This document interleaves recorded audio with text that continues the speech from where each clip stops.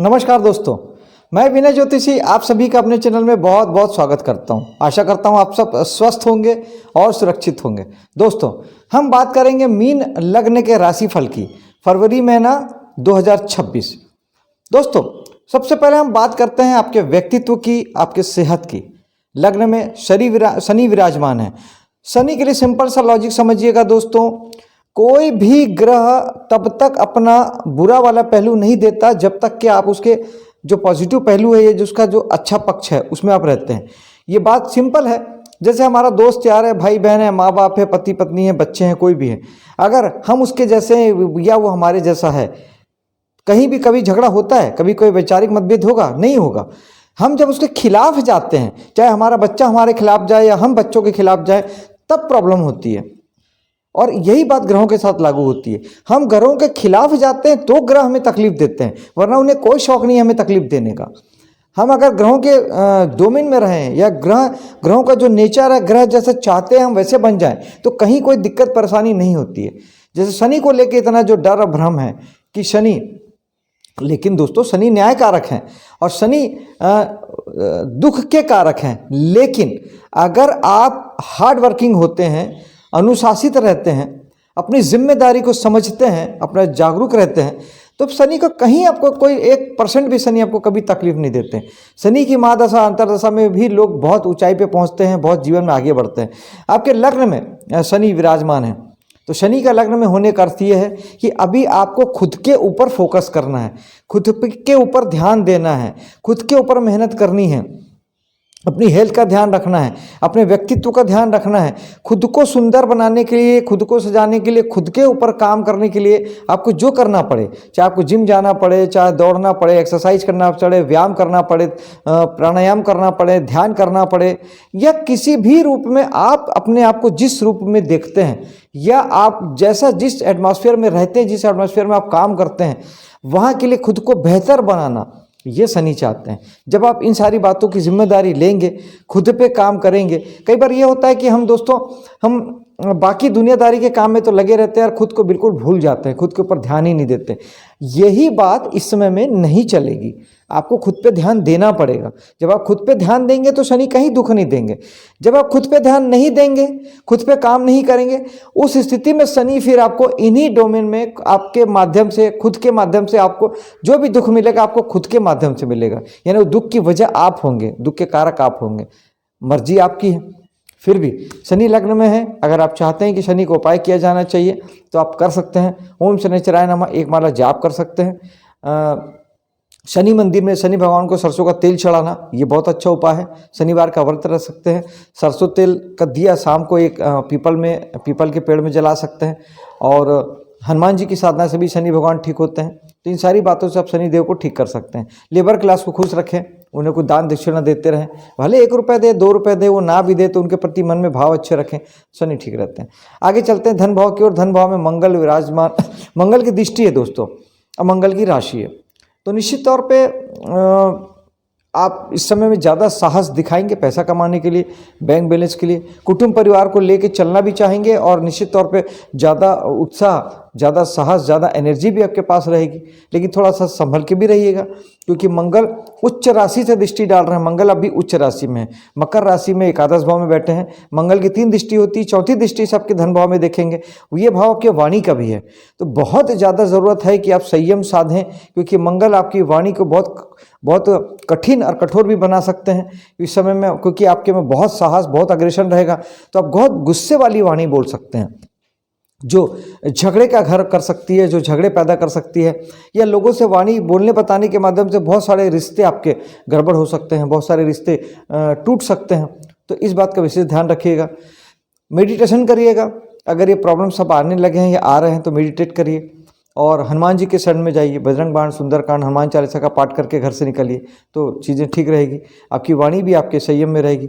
लेकिन ये जो लोग बोलने के व्यापार में है, जो काम करते हैं, जो एंकर हैं, जो फिल्म स्टार हैं, जो नेता हैं, अभिनेता हैं, जो और किसी प्रकार से जो बोलने के कामों में हैं, उनके लिए ये गजब का समय हो जाएगा। उनके लिए ऐसी वाणी में ऐसा साहस, ऐसी तेज आ जाएगा कि वो अपनी सारी बातों को, जो अभी तक आप जो नहीं कह पाते थे, उसे कह पाएंगे, कर पाएंगे।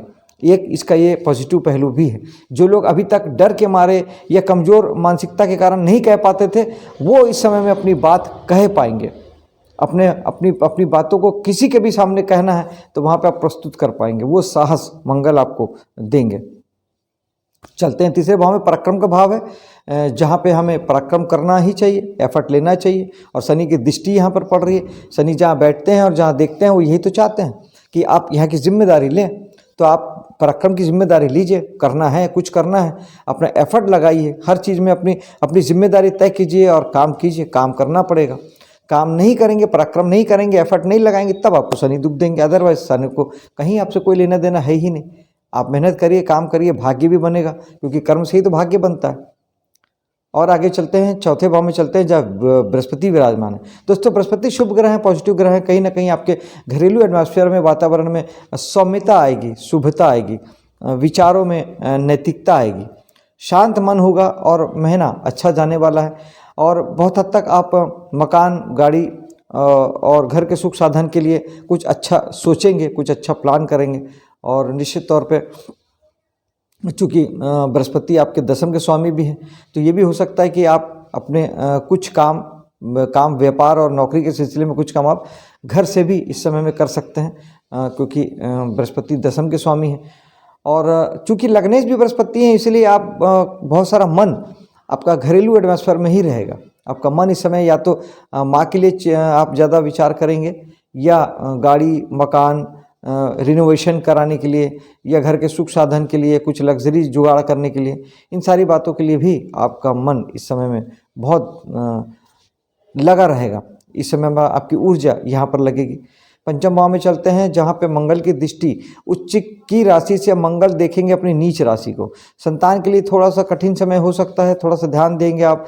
हो सकता है कि उनके सोचने समझने में फ़र्क हो, उनका साहस गलत जगह पे लगे, उनकी ऊर्जा, उनकी एनर्जी गलत दिशा में चले जाए, इस बात का ध्यान रखिएगा। पढ़ने लिखने वाले बच्चे गलत डायरेक्शन में जा सकते हैं, या अपनी ऊर्जा को कहीं और लगा सकते हैं, तो इस पर बहुत अच्छे से समझ के अपने पढ़ाई लिखाई को कीजिएगा। या सूर्य की भी दृष्टि पड़ रही है, जो निश्चित तौर पे जो लोग कला जगत से जुड़े हैं, जो लोग पढ़ाई से जुड़े हैं, और तो आपको कहीं ना कहीं उसमें मान सम्मान और अच्छे अधिकार प्राप्त हो सकते हैं। और मंगल की दृष्टि जो लोग यहाँ, अगर पंचम भाव है तो प्रेम संबंध को भी दिखाता है। तो प्रेम संबंध में यही उच्च की राशि से मंगल की दृष्टि नीच राशि पे कुछ गड़बड़ पैदा कर सकती है। आपके प्रेम संबंधों में कुछ विघ्न बाधा आ सकती है, या आपके बोलने बताने की वजह से, या कुछ एक्शन की वजह से, कुछ आपके साहस की वजह से, कुछ इसमें बहुत तीव्रता की वजह से कुछ गड़बड़ हो सकता है। चलते हैं आगे छठे भाव की ओर। छठे भाव में आपके 3 ग्रहों की दृष्टि जहाँ एक और आपके सर्विस सेक्टर में आपको बेहतर करने के लिए अग्रसर करती है। कर्म भी बढ़ेगा, प्राप्तियां भी बढ़ेगी। शुक्र है तो अपने आपकी जगह पे लग्जरी भी आपको ज़्यादा से ज़्यादा प्राप्त होगा। आपके कर्म क्षेत्र में, सर्विस सेक्टर में आपको सुख सुविधाएं भी प्राप्त हो सकती है। लेकिन केतु यहाँ पे विराजमान है, जो बहुत ध्यान देने वाली बात है, क्योंकि सर्विस सेक्टर में इस समय में अगर आपने केतु को नहीं साधा, आप यहाँ के लिए साधु नहीं बने। मैं हमेशा कहता हूँ केतु जहाँ है वहाँ के लिए आप साधु बन जाइए, वैरागी बन जाइए, वर्तमान में रहिए, ज़्यादा सपने मत सजाइए, भविष्य की योजना मत बनाइए। क्योंकि अगर आप यहाँ केतु नहीं बने तो आप जो लोग नौकरी करते हैं वो नौकरी उनकी छूट सकती है, क्योंकि केतु ले लेते हैं। जब आप राहु की तरफ जाते हैं तो केतु आपके पास जो है वो भी छीन लेते हैं। तो यहाँ पर जो है जैसा है उसे करते रहिए, पूरे मन से करिए, अब भगवान के चरण में डाल दीजिए, सब बेहतर होगा, सब कुछ बहुत अच्छा हो जाएगा। ये नहीं करेंगे तब फिर अगर आप ज़्यादा विचार करेंगे, ज़्यादा योजनाएं बनाएंगे, ज़्यादा भविष्य की योजना में लगेंगे तो केतु आपको फिर परेशान कर देंगे।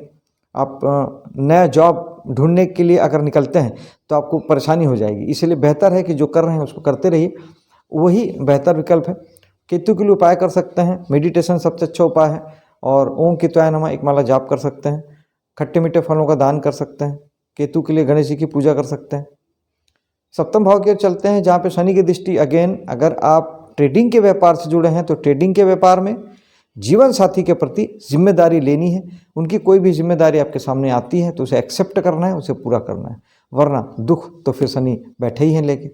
और आगे चलते हैं अष्टम भाव की ओर। जो लोग 8वें भाव के काम करते हैं उनके लिए बहुत अच्छा है, उनके जीवन में तरक्की होगी, जीवन आगे बढ़ेगा, राइज करेगा। जो भी कुछ भी खोजने ढूंढने का काम करते हैं, क्योंकि रहस्य का भाव 8वां है, ज्योतिष, वास्तु, टेरोकॉट, न्यूमरोलॉजी, विज्ञान, चाहे वो आकाश में कुछ ढूंढना हो, समुद्र में कुछ ढूंढना हो, या फिर जासूसी का काम करना हो, CID CBI जैसे फर्म हो, ये सब जगहों पे आपको अच्छी सफलता मिलेगी, आप आगे बढ़ेंगे। जो यहाँ के काम नहीं करते उसके लिए उनकी चिंता परेशानी बढ़ने वाली, रुकावट बाधा बढ़ने वाली, क्योंकि बृहस्पति की दृष्टि केवल और केवल बढ़ाते हैं। उस स्थिति में आपको ज़्यादा से ज़्यादा धार्मिक होने की ज़रूरत है, पूजा पाठ करने की ज़रूरत है, मंत्र जाप करने की ज़रूरत है, और अपने आप को नैतिक रखने की ज़रूरत है। और कुछ अगर रहस्यपूर्ण कुछ जितना भी आप कुछ नया पढ़ते हैं, नया सीखते हैं, खासतौर पे अकल्ट में, ज्योतिष, वास्तु, टैरो कार्ड, न्यूमरोलॉजी के कुछ बुक्स वगैरह कुछ पढ़ते हैं, यूट्यूब में कुछ लर्न करते हैं, तो आपको ज़्यादा तकलीफ नहीं होगी, क्योंकि आपकी ऊर्जा, वहाँ की ऊर्जा आप यूज़ कर लेंगे, तो फिर आपको ज़्यादा परेशानी नहीं आएगी। भाग्य का भाव एज इट इज़ है, भाग्य के स्वामी मंगल उच्च राशि में विराजमान है, एकादश भाव में, यानी निश्चित तौर पे आपको बहुत सारा जहाँ एक और दोस्तों यारों के साथ अच्छे संबंध बनने वाले हैं, जहाँ आपको समाज में उच्च स्थान मिलने वाला है, बेहतर आप कर सकेंगे। लाभ प्राप्ति के लिए भी बहुत अच्छी स्थितियाँ बनेगी, और आप बहुत सारा साहस, बहुत सारा हिम्मत लगाएंगे कुछ लाभ प्राप्ति बढ़ने के लिए, और बढ़ेगा भी। ये समय है जब आप बहुत कुछ बड़ा करना चाहेंगे, समाज के लिए भी, बड़े भाई बहनों के लिए भी, दोस्तों यारों के साथ कुछ बेहतर करने की सोचेंगे। यानी निश्चित तौर पे जीवन इस समय में ऊंचे शिखर की ओर जाने के लिए अग्रसर है। 12वें भाव में चलते हैं, जहाँ पे बुध विराजमान है, 3 तारीख से आएंगे बुध, जो कि आपके सप्तम भाव के स्वामी हैं। थोड़ा सा रिश्तों को संभाल के रखना होगा, जीवन साथी के साथ कुछ खटपट हो सकती है, या जो आपका व्यापार है उसमें कुछ आपको नुकसान वगैरह हो सकता है अगर आप 12वें भाव के काम नहीं करते हैं। लेकिन यही अगर आप विदेश से जुड़ के काम करते हैं, आयात निर्यात के बिजनेस से जुड़े हैं, तो ये आपके लिए बहुत शुभ हो जाएगा, आप और बेहतर ढंग से काम कर पाएंगे। या ये इसलिए भी अच्छा है कि आप अगर विदेश से जुड़ के काम करना चाहते हैं तो भी अच्छा है, आयात निर्यात के बिजनेस से जुड़ना चाहते हैं तो अच्छा है। शुक्र यहाँ 6 तारीख को आ जाएंगे। शुक्र आपके 8वें भाव के स्वामी हैं। 8वें का 12वें में जाना एक प्रकार से ठीक ही है कि आपकी चिंता परेशानी का नुकसान है, चिंता परेशानी खत्म होगी। लेकिन अगर आप 12वें भाव के काम करते हैं तब ये बात उल्टी हो जाएगी, तब आपके कामों में रुकावट आएगी। आप अगर विदेश से जुड़ के काम करते हैं, विदेश में नौकरी करते हैं, ध्यान प्राणायाम योगा टीचर हैं, या फिर आप हॉस्पिटल उद्योग से जुड़े हैं, तब यही शुक्र आपके लिए बाधक बन जाएंगे, रुकावट बाधा देने लगेंगे। तो उसके लिए फिर शुक्र के लिए लक्ष्मी जी की साधना है, और शुक्र के लिए खट्टे का, खासतौर पे दही का दान है। आप दही खुद ना खाएं, कभी भी ना खाएं, पूरी ज़िंदगी आप खट्टी चीज़ों से दूर रहें, दही का सेवन ना करें, ये आपके लिए हमेशा ठीक रहेगा, क्योंकि अष्टमेश तो आपके हमेशा ही शुक्र रहेंगे। और यहाँ पर राहु भी विराजमान है, जो कि अगेन आपको विदेश से जोड़ते हैं, विदेश के लिए बहुत अच्छे हैं। जो लोग विदेश जाना चाहते हैं उनके लिए ये बहुत वरदान जैसा समय है। और बृहस्पति की दृष्टि फिर अगेन वही, अगर यहाँ के काम करते हैं तो काम बढ़ेंगे, और यहाँ के काम नहीं करते हैं, कुछ नहीं करते हैं, यानी अगर विदेश से नहीं जुड़े हैं, हॉस्पिटल उद्योग से नहीं जुड़े हैं, योग ध्यान प्राणायाम नहीं करते हैं, तो फिर आपको फिर खर्च बढ़ेगा और नुकसान बढ़ेगा। ऐसी स्थिति में आपको, मैंने पहले ही बताया कि बृहस्पति के लिए धार्मिक होने की ज़रूरत है, और साथ ही हालांकि बृहस्पति शुभ कामों में खर्च कराते हैं, यानी पूजा पाठ, हवन, यज्ञ, मंदिर बनाने, ये सब बातों में आप पैसों का खर्च कर सकते हैं। लेकिन बेहतर है कि आप अपने पैसों को ज़्यादा से ज़्यादा इन्वेस्ट करें, पैसों को जमा कर दें, छोटे छोटे FD वगैरह में डाल दें।